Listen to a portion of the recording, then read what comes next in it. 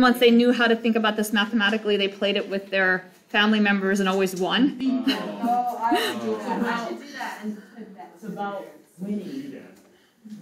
Okay, here's how to play. These are called two-player games. Each player is allowed to take 1 or 2 tokens. So lay out your tokens in a row, and I guess you'll have 20 between the 2 of you. So you'll have to play, 2 players have to play. You can't have 3, it's actually a 2-player game. And the rules are that you're allowed to take 1 or 2 tokens at a time. Each player takes turns, so a player number 1 might decide, I'm going to take 2 tokens, so I'm going to actually play it so you can see it.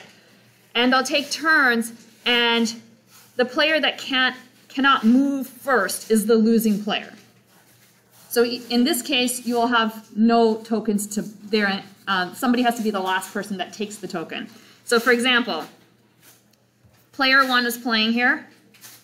They're going to player 1 remove 2 tokens. Then player 2's turn to move. Let's suppose player 2 removed 1 token. Then player 1 is going to remove 2 tokens. I'm just making this up. So they remove 2 tokens. Player 2 decides to remove 2. Player 1's in trouble because if she does this, then player 2 can take 1 and there's no move left for player 1. Or if she does, player 2 is going to do that, right? So player 1 takes 2 of the tokens, player 2 is going to take 1 token, there's nothing left, and player 1 loses. However, if player 1 does that, then player 2 is going to take 2 tokens, and player 1 still loses. So once you're down to 3, you can almost there's nothing left. Do you want to be the person to take the last one, or you don't? You want to be the person to take the last one. That's how you win.